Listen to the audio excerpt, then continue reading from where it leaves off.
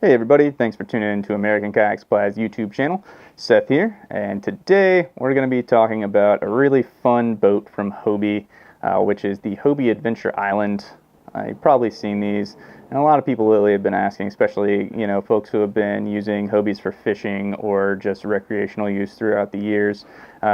It's become increasingly popular over time, and more we're getting questions about should this be my next step.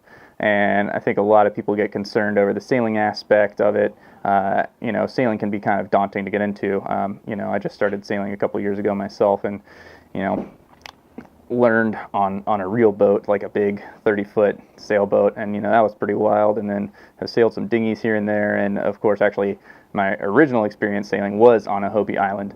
So, definitely understand people getting a little nervous with the idea of sailing when you're coming from kayaking, which is such a simple sport. But the funny thing about it is that the most frequent question I think I get asked about Hobie Islands is how fast they go. And with a sailboat, it's kind of a weird question because there's not necessarily an answer. It varies a lot based on the conditions that you're in. And I've actually never really pushed a Adventure Island or Tandem Island that hard before. Normally I go out in light wind, maybe some moderate stuff here and there, but I've never really pushed it that hard. So this weekend I went ahead and took one out in the Columbia River Gorge, which is pretty notorious for its windy and very choppy conditions.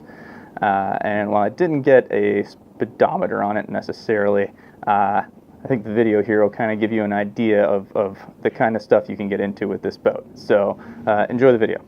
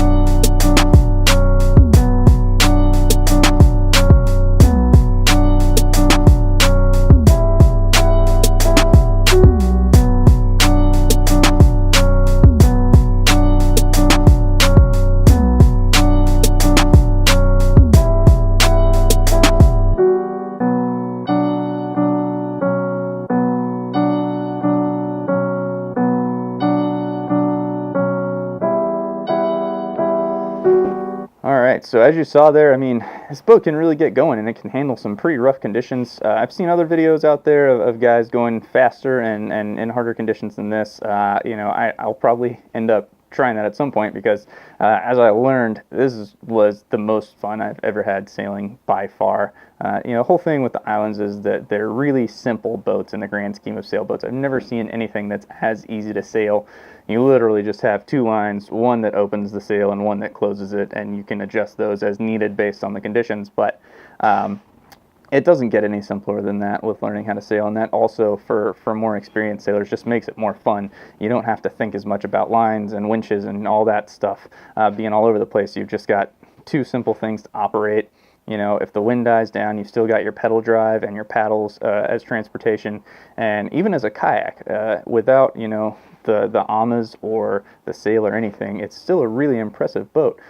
So, you know, if you're a kayak fisherman and you're used to something like a Revolution and you're like, man, maybe sailing would be cool, you know, this is a great option. You can rig it up for fishing, you know, pop all that stuff up the next day, take everything off, and go out and go sailing. And it's really cool that it's such a versatile boat and it's a ton of fun.